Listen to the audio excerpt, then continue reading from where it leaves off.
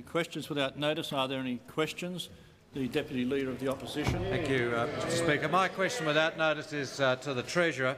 Treasurer, it's stated on page 121 of the One Job statement that the medium-term scenarios are not forecasts. They are, and I quote, outcomes conditional on key assumptions and the related policy settings. What happens if just one of the key assumptions is wrong? Therefore, how can you say, and I quote, the government will lower tax rates over the next 4 years, unquote, when the whole package would collapse if just one key assumption is wrong? The Honourable Treasurer. I assume that the Honourable Deputy Leader of the Opposition is telling us that there are no key assumptions in his own particular package, and if he wants to have a competition about key assumptions, well, come right along and we'll have such a competition. But I'm going to answer the question. It is what is said in the statement is as it is. That is, that we have made some key assumptions on which this scenario has been built. This it hasn't been the practice. It hasn't been. The Deputy Leader of the Opposition will cease. It has not been the practice of the Central Forecasting Group to forecast beyond the year immediately ahead. On this occasion, we have forecast essentially for an 18-month period, including the 92-93 period. Beyond that, we have built a scenario which is based on a model which was built in the Treasury and has certain assumptions built into it. And what one of the key assumptions that has been built into it is the one about inflation and wages. And that is the one which the opposition and so many others in the community find hard to accept, apparently. Because what we have said is that we are basing our growth on the assumption of low inflation growth. That is, inflation which will be at or below the level of our trading partners. Now, how, you might say, can that be achieved? It can be achieved because we have an understanding with the trade union movement on the crucial question of wages. And what the ACTU have said is that they accept that wage growth should be constrained such that it does not push our inflation rate above the level of our trading partners. Now, this is a totally new concept for Australia and for Australia's wages policy. We are not here talking about some aggregate wage outcome. We are talking here about wages being constrained by inflation. And that's a very important commitment. It's a very important objective. It's an objective which puts a proper priority on jobs and industrial development. Now, Mr Speaker, what the opposition, of course, are saying, and what they find so incomprehensible, is that you could contemplate low inflationary growth in this country, because what they contemplate is high inflation and probably no growth. And what their problem is that they can't possibly promise, they cannot possibly contemplate a situation of low inflationary growth or wage restraint in any possible scenario that they might develop. And that is why the growth estimates which they assume are so much lower than ours. That's why their productivity estimates are so much lower than ours, and that's why our forecasts are achievable, because we have the appropriate policy structure in order to support those assumptions. Order. I inform the House that we have present in the gallery this afternoon the Secretary-General of the Organisation for Economic Cooperation and Development, Mr Jean-Claude Payet. On behalf of the House, I extend to him and to his party a very warm welcome. The Honourable Member for Perth. Speaker, my question is directed to the Prime Minister. Can the Prime Minister advise the House of the importance of his One Nation plan to private investment? What incentives are there for private enterprise to invest in Australia? The Honourable Prime Minister. The government's One Nation statement last night has established a very conducive environment of private investment, coming from the following things: low inflation and a policy of maintaining low inflation, a commitment from the trade unions that our inflation rate should not exceed the average of our trading partners, and those include the low inflation countries, which is a discipline on our labour market. Workplace bargaining, where we're seeing now a revolutionary change in bargaining at enterprises between unions and employers to look for productivity, to make businesses operate more efficiently, more cleverly, and therefore to be able to give wage increases with lower costs and lower inflation. Training, changing the nature of training in Australia, and as a result of the government's announcement last night, to do for technical and further education what we have done for universities in lifting the capacity of Australia to train people, to train children, to train kids leaving school for practical jobs in the economy. In infrastructure, the change which has been taking place, but particularly as we announced last night, the rebuilding of the main rail trunk routes of Australia, and also the building of new important inter-capital city highways, Leader of the National the Party. establishment of a national electricity grid for greater efficiency, and of course the maintenance of low interest rates which come from a lower level of inflation.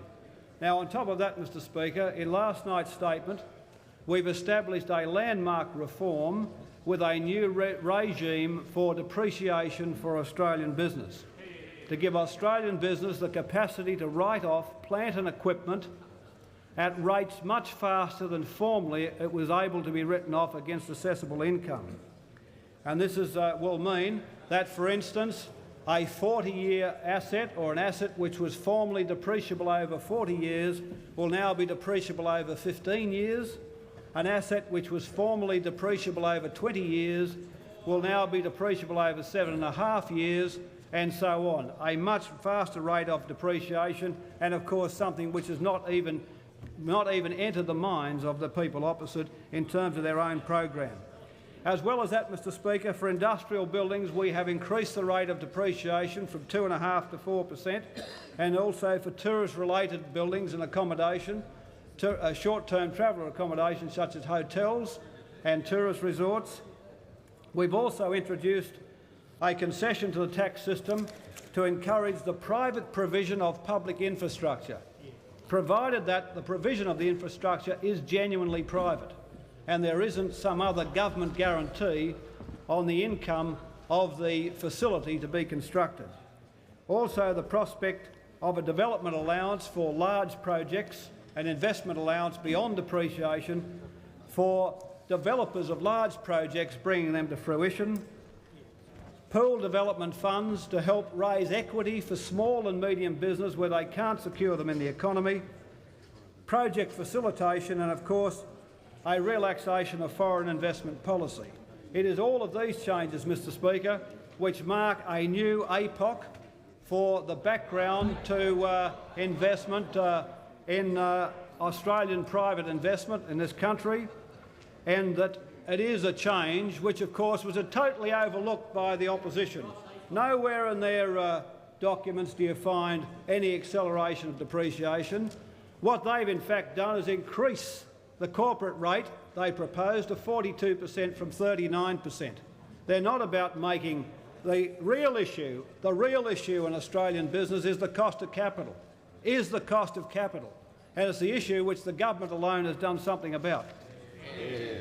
The Honourable Leader of the Opposition. Thank you, Mr Speaker. My question without notice is to the Prime Minister. I remind the Prime Minister of his constant boasting about his concern for the poor. Is it a fact, and a yes or no answer will do, that the Prime Minister's tax cuts at the Prime Minister's... Order. Members on my right. Is it a fact that the Prime Minister's tax cuts... Is it a fact that the Prime Minister's tax cuts promise over 40% of taxpayers, many of them women, absolutely nothing? And how can you justify giving tax cuts of $47 a week to persons on $50,000 a year, but no tax cuts whatsoever to persons on $20,000 a year? The Honourable the Prime Minister. Mr Speaker. Order. The House will come Mr Speaker. Order. Order. Members on my left and on my right will cease interjecting. Mr Speaker, I've heard some roughies in my day, but that takes the cake. All these years, when I became Treasurer, the bottom rate of tax from the threshold up to $20,000 was 30%, and today it's 20%. And we also increased the tax-free threshold from $4,900 to $5,400. You opposed those changes. You opposed those changes. When we brought in the family allowance supplement for low-income families, a targeted assistance for low-income families, you opposed those changes. You did. And the fact is, you said it was a deal with the ACTU. The member for Pearce will cease interjecting. It was written off as a deal with the ACTU. Order. The member for Bennelong will cease interjecting. It was written off as a deal with the ACTU. Written off as a deal with the ACTU. Well, when is a deal not a deal? You want to take credit for the changes while blackguarding us as making deals. So the fact is, I say this to the Leader of the Opposition, we thought about low-income taxpayers about 5 years before you did. About 5 years before you did. And in the second stage of these vast tax changes presided over this government, we will now focus the next major set of tax cuts in the lower to middle ranges of the tax system between $20,000 and $40,000. And why the opposition, Mr Speaker, is smarting under these changes, it's the same marginal tax rate proposed by them, but without a 15% consumption tax. And that's what hurts them, but without a 15% consumption tax. The Leader of the Opposition had the gall last night to say that that promise was unfunded. Unfunded. But the personal tax cuts to the same area which you propose come exactly from fiscal drag. Is that unfunded? Is that unfunded? Is your fiscal drag payments unfunded? And you describe yours as unfunded? And what about the $4 billion discrepancy that the Department of Finance and the Treasury have allocated to your program? Is that not unfunded? So, Mr Speaker, order. The House will come to order. I'm happy to debate with the Leader of the Opposition any day he likes about how we've treated low-income taxpayers in this country, about how we've treated low-income families, how we've treated the children of the poor, and how we've now treated middle-income taxpayers without attacking their way of life with a consumption tax on every morsel they put into their mouth or every piece of cloth they put onto their back. That's what the battle will be about. It'll be about fairness and equity in the tax system, progression in the tax system, and not a savage, regressive flat rate of tax, not a savage, regressive flat rate of tax levied across income groups without the appropriate compensations, because well, that's what you've got in mind. He always engages, you see, when you're giving it to him, he always has a conference. He always has a little conference. He really has a little conference. I know, I mean, we've got to get used to these little foibles and habits of our friend opposite. Order. What is this, Mr Speaker? The member for Don't Groom. come to us with any unctuous questions about the low paid. Don't come to us. The honourable member for Dobell. Thank you, Mr Speaker. Order. My question without notice is addressed to the Prime Minister. Will the One Nation plan he announced last night be of assistance to Australia's tourist industry? And can he outline to the House the significance of tourism to Australia's economic future? The Honourable Prime Minister. Mr Speaker, tourism was one of the industries which flourished greatly under the opening up of the economy in the 1980s, by the removal of exchange controls, by the float of the exchange rate, by more open foreign investment rules which saw the Australian tourism industry flourish, so that now we have high-quality, world-quality tourist accommodation. And the importance of tourism has always been underlined by this government, and it's one of the reasons why we believe a consumption tax would of course be entirely deleterious to a 15% rate being applied to all tourist accommodation in this country. And because of the importance of tourism, tourism has now joined the Cabinet as a full ministry under Mr Griffiths, and in the course of this statement he brought to the Cabinet, to the ad hoc committee of the Cabinet, policies which affect the tourism industry beneficially and which we've considered. But other policies, not directly, related to his portfolio, but affecting them have also been considered and adopted. In aviation policy, the ending of the Liberals' two-airline policy. Major changes affecting both international air travel and travel within Australia. The improvement for the opportunity for additional carriers by the development of infrastructure at airports with common user terminals being built at Sydney and Melbourne and possibly at other airports. International airports in Melbourne and Brisbane being significantly upgraded. And then, in respect of depreciation allowances on tourist-related buildings, just on a doubling from 2.5% to 4% for depreciation. A faster rate of write-off for plant and equipment associated with tourist development and for structures such as car parks, roads, etc. Also, promotion through the Australian Tourist Commission, where we've added an additional $15 million to the Australian Tourist Commission to increase this fund. We've increased the funds for tourism promotion sixfold since 1982-3 to advertise Australia abroad. So we've taken this industry seriously. It's represented in the Cabinet by a Cabinet-ranked minister who has brought changes to the government to make this industry better and more competitive, and we see it as one of the things, because so much of the growth in tourism is employment-related with a high labour content, a great capacity to produce many thousands of jobs in the economy from an important industry which was important in the 80s and will be one of the stars, one of the economic stars in Australia in the 1990s. And we won't be crippling it with a 15% on every room every morning, or 15% on every restaurant meal, or 15% on every service provided at an integrated tourist resort.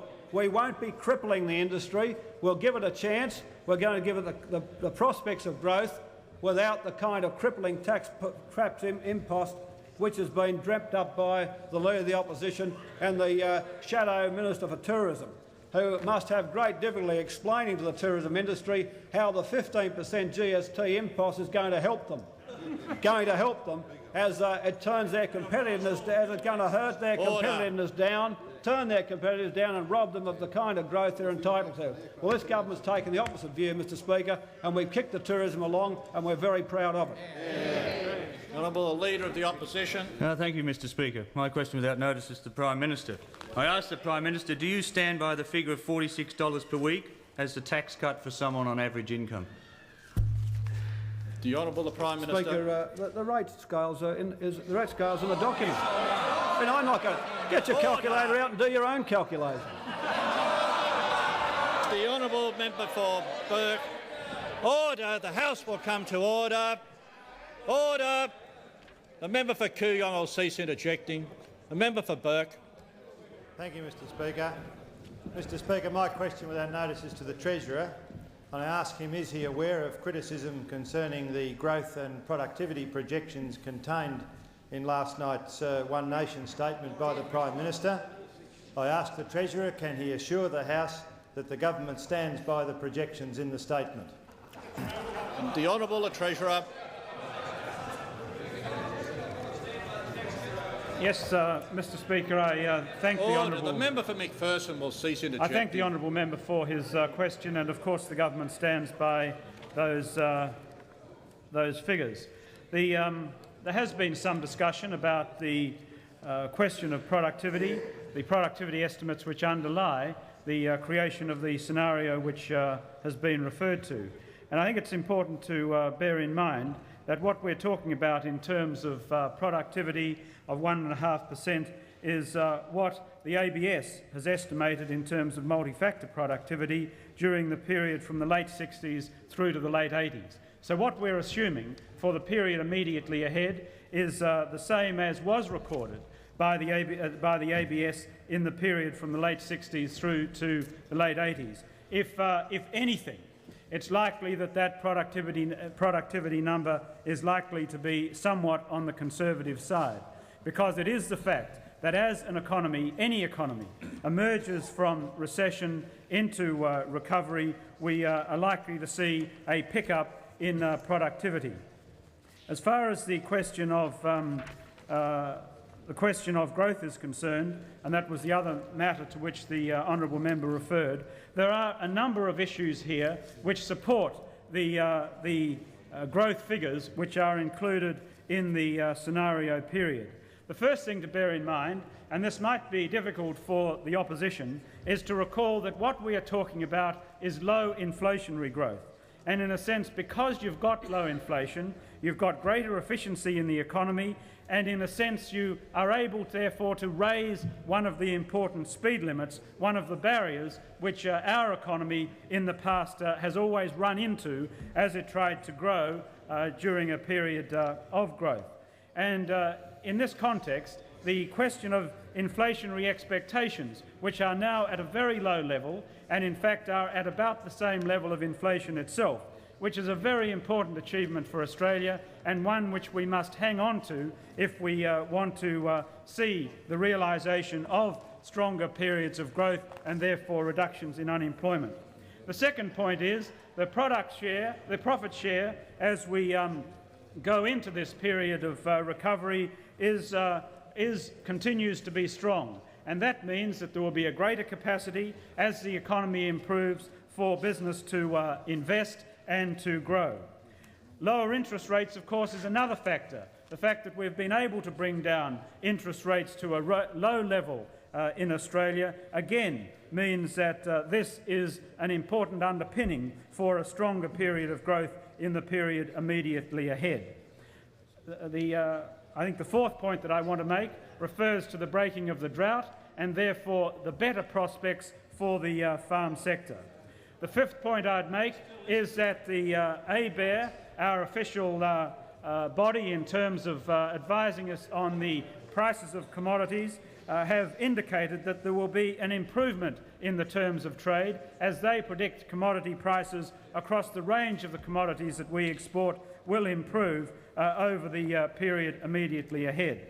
The sixth point to bear in mind is that when this suggestion is made that we can't grow faster than our trading partners, we should bear in mind that the composition of our trading partners has changed quite dramatically in the last 10 years. We are not now trading to such an extent with the economies which have slowed down so much in Europe and North America, but rather we are trading more with the more rapidly growing economies closer to home. Indeed, whilst Japan continues to be the destination for 28% of our merchandise exports, we have seen essentially a new Japan grow as a destination for our exports amongst the ASEAN nations and the newly developing economies, the newly industrialised economies, so that those South and North East Asian economies... Point of order, the member for... Can you recall a point of order that I took previously, Mr Speaker, when I said that an answer should be an answer, not a bedtime story? All right. If the honourable member for Franklin makes any more interjections in the guise of points of order, he might get down to Tasmania earlier this weekend than he thought. The Honourable the Treasurer. Mr Speaker, we now see that the South... I mean, of course, the Liberal and National parties have never been interested in this region or our relations with it. We have taken our relations with this region important, and it's paid off, because we have seen over the last 10 years that the nations of North East and South East Asia have now become the destination of 30% of our merchandise exports. And those are the economies which continue to grow strongly and therefore provide an opportunity, a growing market for so much of our exports. But the final point that I would make, Mr Speaker, is that in relation to our experience, as we have emerged into recoveries in the past, the expectations that we have in this scenario are not ambitious compared with our previous experience. If you look at what happened as we emerged from the recession in the early 60s, the growth rates were 6.6, 7 and 7.1 in the first 3 years of recovery. In the last recovery in the 80s, we saw 6, 5.1 and 4. And what's being built into this scenario is growth rates in the first 3 years of 4 3/4, 4.5 and 4 1/4. And I would only make the point that in relation to the opposition's favoured advisors on these matters, even they are saying that the growth which we could anticipate in 92-93 was 3.75%, and that was before, of course, the measures that we announced last night, which will have an important additional impact on our growth rates in the forthcoming 18 months or so. The Honourable Deputy Leader of the Opposition. Thank you, Mr Speaker. My question without notice is to the Treasurer. Treasurer, I ask, is it not a fact that for nearly 4 million taxpayers who earn up to about $20,000 a year, which is about half the total number of taxpayers in Australia, that in your statement last night there are no cuts now and no tax cuts for the next 5 long years? The Honourable the Treasurer. That's the truth of the matter. Order. The Treasurer. Mr Speaker, I mean, this is quite extraordinary. This is quite extraordinary. We now have this new affection for the poor on the part of the Liberal Party. Well, this is one of the great political novelties of our time. And of course, we who have taken their interests seriously, not only in terms of reductions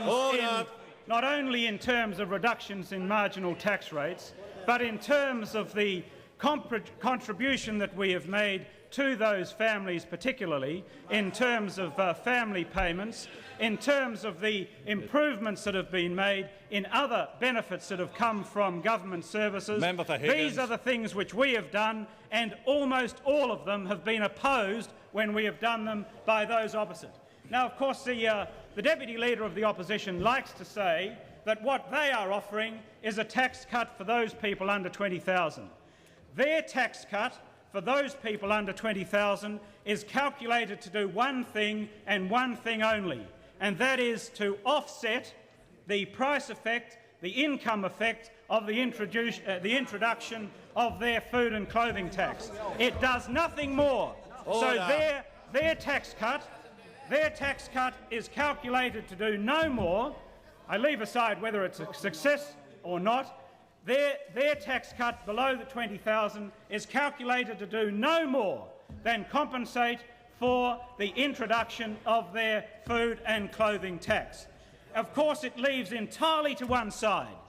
It leaves entirely to one side the fact that it is their intention to reduce Commonwealth outlays by $10 billion, which will have a savage effect on those very same people. These expenditure Order. cuts... The Deputy Leader of the Opposition will cease interjecting. He asked the question, he should listen to the answer, and I warn the Honourable Member for Kooyong. Yep. These expenditure cuts are not mythical. These expenditure cuts have real effect, and where they have the greatest real effect is amongst the poorest people in Australia. And of course, it's in that context that you ought to bear in mind all these crocodile tears, this cynical regard, this cynical new regard for the poor coming from the other side. But the other point which is worth making is that in relation to families who are low-income earners, whether they be in the workforce or outside of it, last night the Prime Minister announced an increase of $3 per week per child for those families via the Family Assistance Scheme.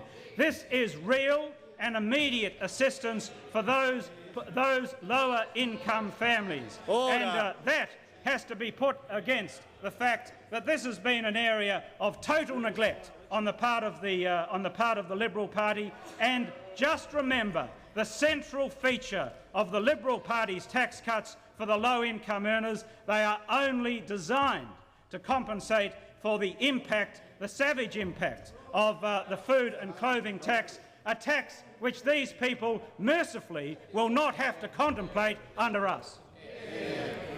The Honourable Member for Oxley. Thank you, Mr Speaker. Mr Speaker, my question is to the Minister for Employment, Education and Training. Has the Minister's attention been drawn to comments alleging the government's intended expenditure on vocational education and training is conditional on agreement with the states? What are the government's intentions in this matter? The Honourable Minister.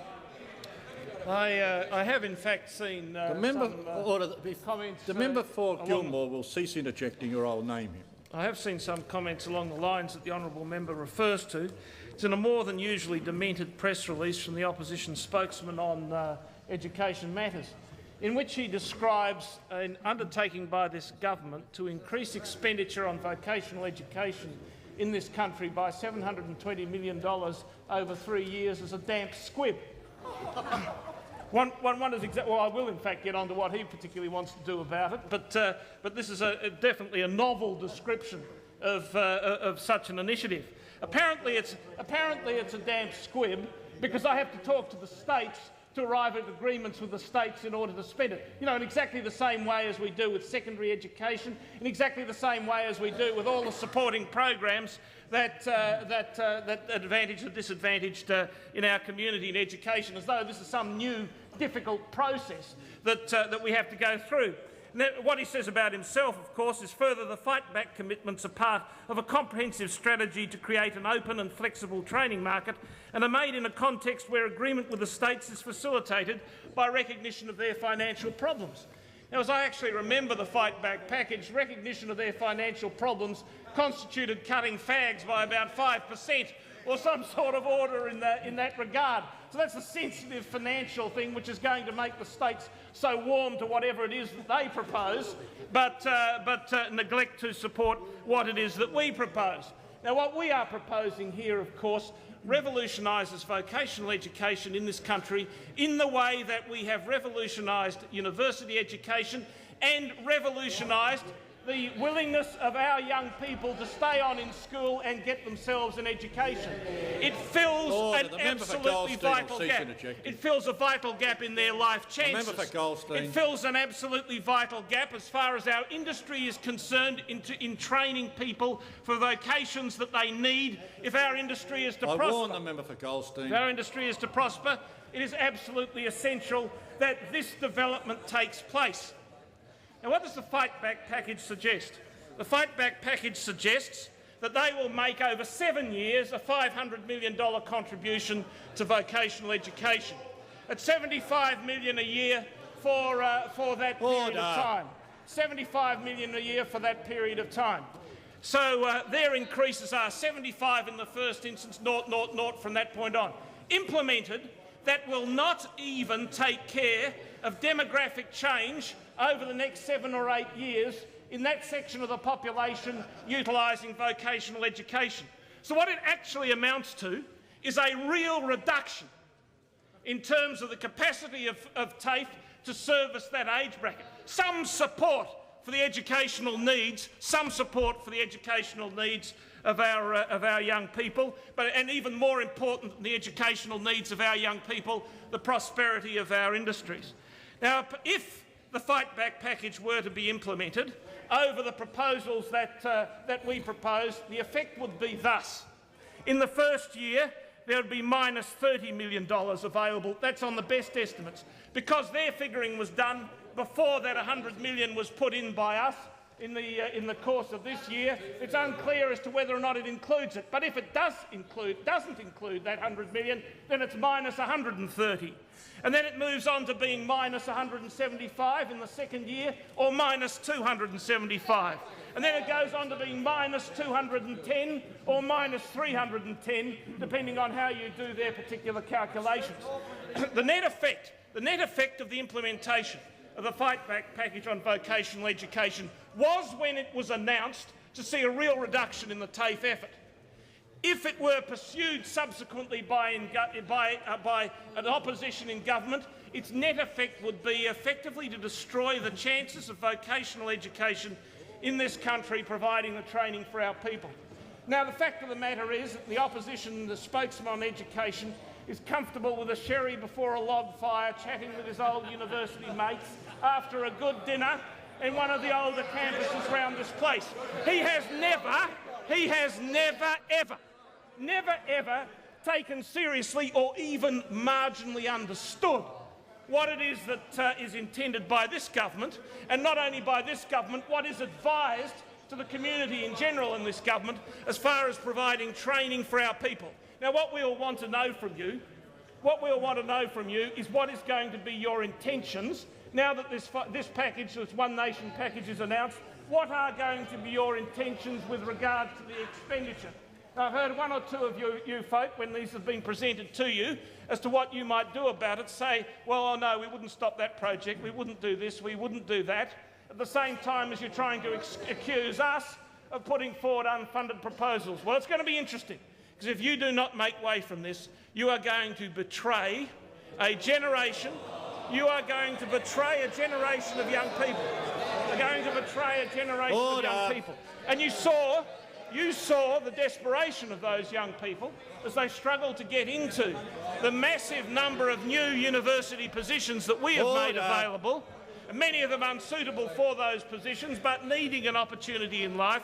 You are going to betray that generation of young people if you cannot find your way clear to give us total and complete support on this. The Honourable Leader of the Opposition. Thank you, Mr Speaker. My question without notice is again to the Prime Minister.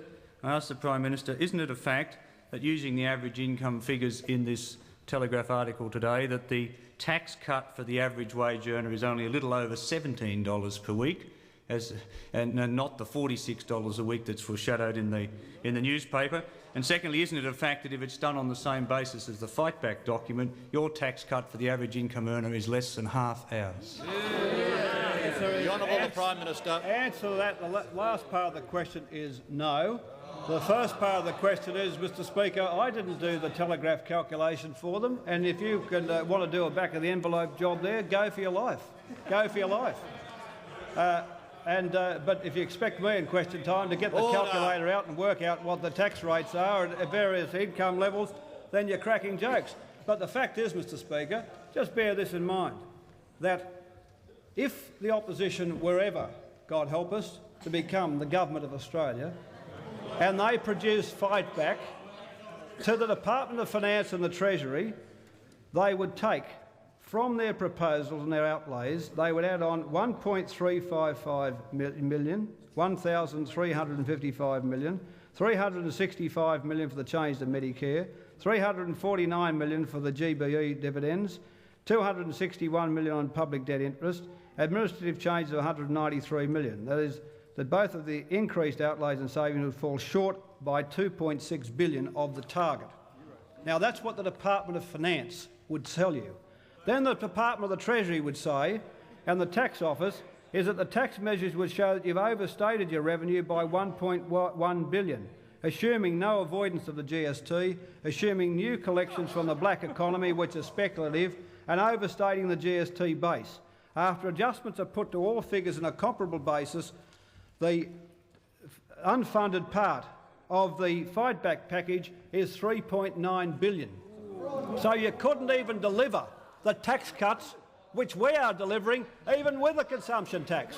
Even with the consumption tax. You've got a $4 billion hole. Not our say-so, the Department of Finance and the Treasury say so. So the fact of the matter is, when you stand up and talk about a 30 rate, and it costs to bring the rate down from 38 to 30, around 7 to 8 billion. When you talk about a 30 rate, you can only deliver half that.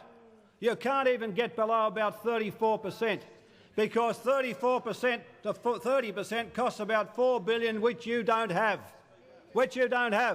So again, we'll be the only people that can deliver a 30% tax rate to taxpayers in low and median incomes between 20 and 40,000.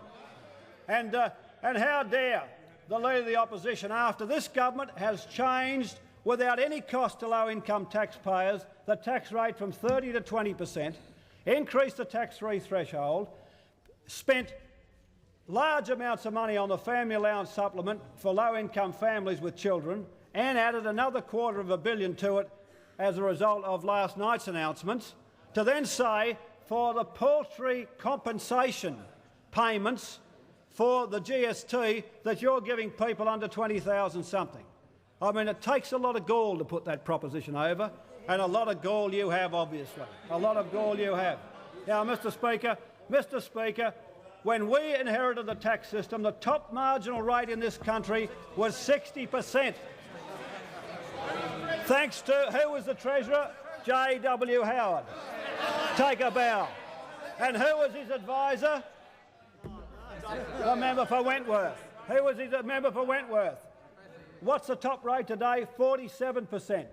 What's the company rate then under them? 46. What is it now? 39. What was the rate of tax on distributed incomes under Messrs Howard and Hewson when they were in office? Answer, 78 cents on the dollar. What's the answer now? 47. But if they don't distribute, it's 39. We've cut it in half, and now we've approved the depreciation. And now, after giving tax reform costing billions over the years, we're now going to reduce the median incomes from 38% to 30% with no consumption tax. With no consumption tax. And doesn't it rankle you? Doesn't it rankle you? And then you have the hide to say it's unfunded when your own things are funded by fiscal drag. When your own things are funded by the impact of inflation on the tax system, fiscal drag, you say it's unfunded. I mean, what a paltry, dishonest comment that was when your own package is, by your own measure, is unfunded. Now, Mr Speaker, apparently the Leader of the Opposition thinks we ought to hang on to the fiscal drag. But if he thinks we should hang on to it, why should he be able to give it away? I mean, if we should hang on to it and supposedly funded, that is, keep it, that is, as even with modest inflation, the receipts in the tax system rise and the real tax burden rises, we should keep the loot, don't hand it back, don't give taxpayers a break, but if he does it, well, that's okay. That's part of reform. That's reform. So, Mr Speaker, see, again, you see, he's always engaged in a little... He asks the question and he always has a little conference, a little conversation. He's psychologically unsuited to reply. Order. Psychologically unsuited to reply. Well, Mr Speaker, he's going to have to change the old psychology quite a bit because he's going to get a lot of it. A lot of it. And particularly about this, about the vicious tax regime you had on Australian taxpayers and the vicious one you're about to put on them by taxing the food they put into their mouth and the clothes they put on their back for themselves and their children. Order. The House will come to order. The honourable member for Banks. Mr Speaker, my question is directed to the Prime Minister. Is the Prime Minister aware of recent comments suggesting order. that... The House will come to order. Is the Prime Minister aware of recent comments suggesting that the 1950s were a time of great advancement for Australia, a golden age for Australia? Can the Prime Minister tell the House whether it's the government'sot to pursue similar outcomes? The Honourable the Prime Minister. Mr Speaker, in the last week we've had one of those rare philosophic outbursts from the opposition. And we had some remarks by the Leader of the Opposition and the member for Bennelong at a philosophical level which couldn't have made the differences between the government and the opposition clearer than they did. They started off, of course, with the Leader of the Opposition, with his back turned as usual, talking about, I never learned respect at school. I never learned respect at school. I never learned respect at school. You see, I should never have said in front of Her Majesty, the Queen of Australia, that Australia was now trading with the Asia-Pacific area. I should never have said that we have independence from Britain and Europe as Europe joined the common market and as Australia trades now 70 to 80% of its imports and export with the Asia-Pacific area, that remark, that independence to the Queen of Australia, the Queen of this country, of this continent, that I should have had more respect. How dare I even reflect modestly on the old links with Britain, on the British bootstrap stuff. And then, of course, we had then a flurry of comment by the member for Bennelong about the 50s, what a very good period it was. A very, very good period, he said. A golden age. Now, this is the period, Mr Speaker, when GDP per head was half what it was now, when commodities occupied 85% of our exports, when telephones were half what they were now, when there are half as many cars per 1,000 people of population, where pensions were half their real value of today, when there were 10 children per 1,000 going to universities instead of 30. This was the golden age. This was the golden age, of course, when Australia stagnated. This was the golden age when it was injected with a near-lethal dose of fogeyism by the Conservative parties opposite, when they put the country into neutral, and where we very gently ground to a halt in nowhere land of the early 1980s, with a dependency on commodities that wouldn't pay for our imports. This is the golden age. This is the golden age when vast numbers of Australians never got a look in, that the women who didn't get a look in had no equal rights and no equal pay, where migrants were factory fodder, where Aborigines were excluded from the system, where we had these xenophobes running around about Britain and bootstraps, and that awful cultural cringe under Menzies which held us back for nearly a generation. That awful cultural cringe.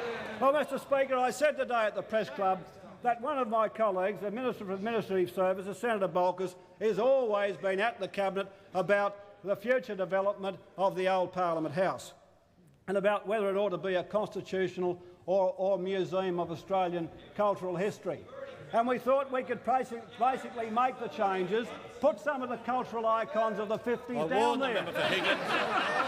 The Morphy Richards toaster, the Qualcast mower, a pair of heavily protected slippers, the Astor TV, the AWA radiogram, and of course John Hewson, the member for Wentworth, and the member for Bennelong. You could go there as well. And when the kids come and look at them and they'll say, "Gee, Mum, is that what it was like then?" And the two Johns can say, no kids, this is the future. This is the future. And there they are. This is the future. Back down the time tunnel to the future. There they are. Now, the fact is, you see, I tell you this. When I was told about I didn't learn respect at school, I tell you I learned one thing. I learned about self-respect and self-regard for Australia. Not about some cultural cringe to a country which decided not to defend the Malaysian Peninsula, not to worry about Singapore, not to give us our troops back to keep ourselves free from Japanese domination. This was the country that you people wedded yourself to, and even as they walked out on you and joined the common market, you were still looking for your MBEs and your knighthoods and all the rest of the regalia that come with it. You would take Australia right back down the time tunnel to the cultural cringe where you've always come from. And that's why your Fight Back document has exactly... Order! There is far too much noise. Order! Members on my left, the member for Dundas will cease interjecting. I think the member for Bennelong is going to have a heart attack if his face goes any redder, so he might cease interjecting too. Mr Speaker, and members on my right will cease interjecting as well. The same old fogies who doff their lid and tug the forelock to the British establishment, who now try and grind down Australian kids by denying them a technical school education, that want to put a tax on the back of the poor, the same old sterile ideology that's going to produce Fight Back, that produced the Thatcherite policies of the late 1970s, the same old fogeyism of the 1950s. We won't have a bar of it. You can go back to your 50s, to your nostalgia, to your Menzies, the Caseys and the whole lot. They were not aggressively Australian, they were not aggressively proud of our culture, and we'll have no bar of you or your sterile ideology. Order, the House will come to order. Order, members on my right will cease interjecting. The Honourable Leader of the Opposition. Thank you, Mr Speaker. I see the Max Skelly speechwriters being put to good use. You have to read your jokes. You have to read his jokes, Mr Speaker. The Max Skelly speechwriter. My question without notice is to the Prime Minister. Order. My question. The House will come to order. Order. Order. Order. The House will come to order.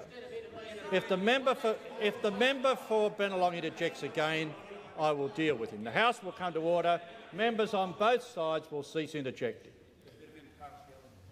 I name the honourable member for Gippsland. The honourable member for Gippsland.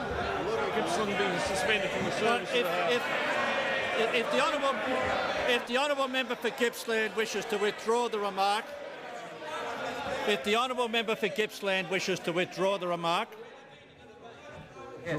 does the honourable member wish to withdraw? The Honourable Leader of the Opposition. Thank you, Mr Speaker. My question without notice is again to the Prime Minister. Is the Prime Minister aware that the 3.9 million taxpayers who earn less than $21,000 are mostly students, women, farmers, the retired, pensioners and beneficiaries? So simply, Prime Minister, why have you abandoned these people by restricting your tax cuts to those on incomes greater than $20,700? Mr. Speaker, the Prime Minister. What? I mean, he's on their back with a consumption tax. He's on their back with a consumption tax, and he's got the gall to ask me about their fortunes. He's going to hit those. He's going to hit all of those taxpayers with a consumption tax, and then barely cover the compensation with a tax cut. No discretionary additions to outlays like we have last night. No changes to the tax system like we did over the 80s from 30 to 20%. No increase in the tax-free threshold other than to compensate for the consumption tax, and he thinks he has some sort of virtue on his side. I mean, where do you get off? Where do you get off? The honourable member for Cornwall. Order! Members on my left will cease interjecting. Order! The House will come to order. The Leader of the Opposition will cease interjecting. The member for Cornwall. Mr Speaker, my question is to the Honourable Minister for Finance. Is the Minister aware of criticism that the fiscal strategy in the One Nation package is inappropriate? Can the Minister inform the House of the reasons for the fiscal strategy embodied in the package? The Honourable Minister for Finance. Mr Speaker, I am aware of criticism which have come from the opposition about the government's fiscal policy, both before last night, earlier this week, and of course following the Prime Minister's statement.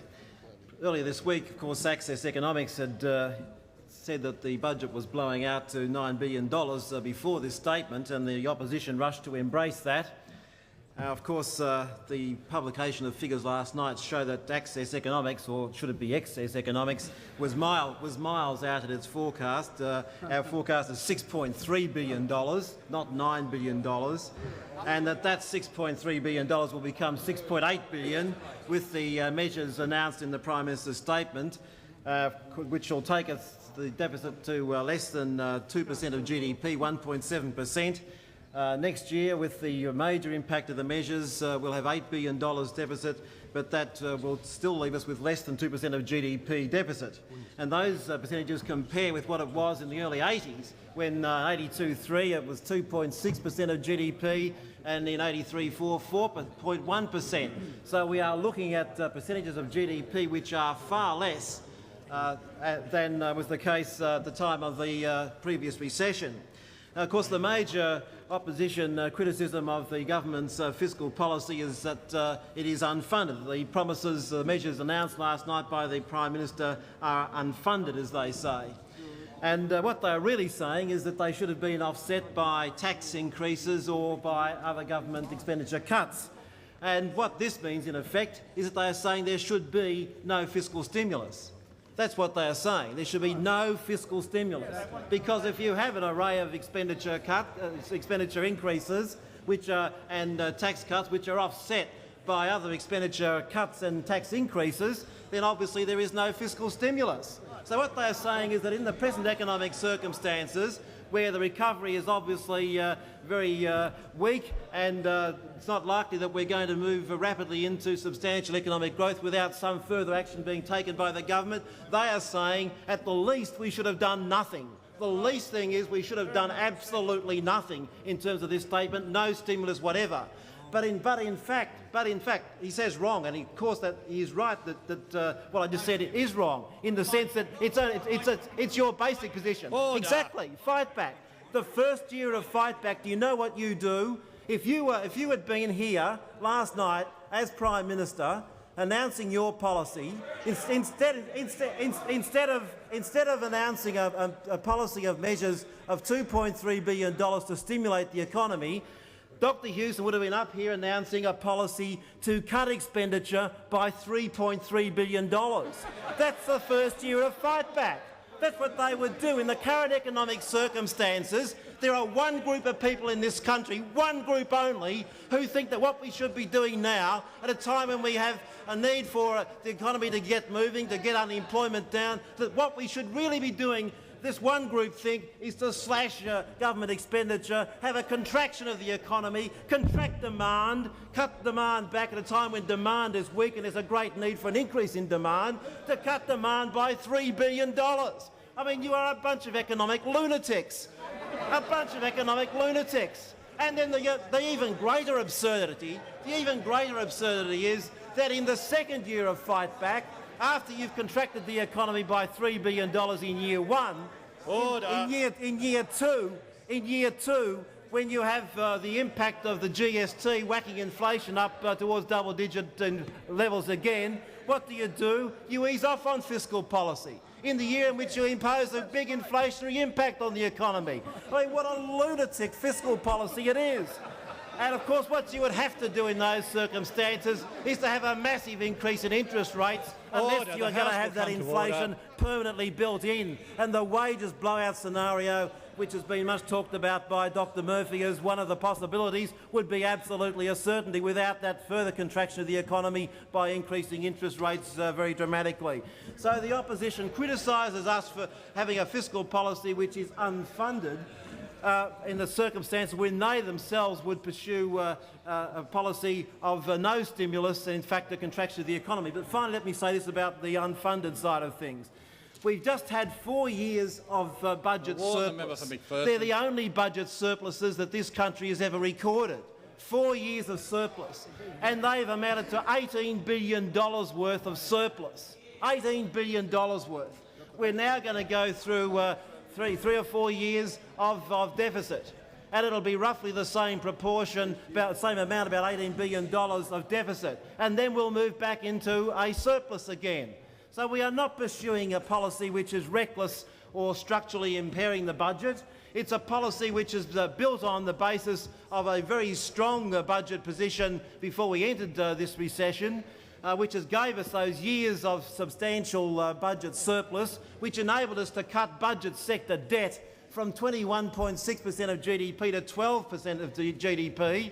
So we had substantial debt reduction. We're now going to go through a period of some increase in some deficits, but we will move back to budget surplus in a few years' time. And so, Mr Speaker, the policy being pursued by this government is the appropriately flexible fiscal policy to pursue. It's an utterly responsible policy, and it contrasts markedly with the absurd fiscal policy proposed by the opposition. Mr Speaker, the Honourable Prime Minister. Placed in the notice, please.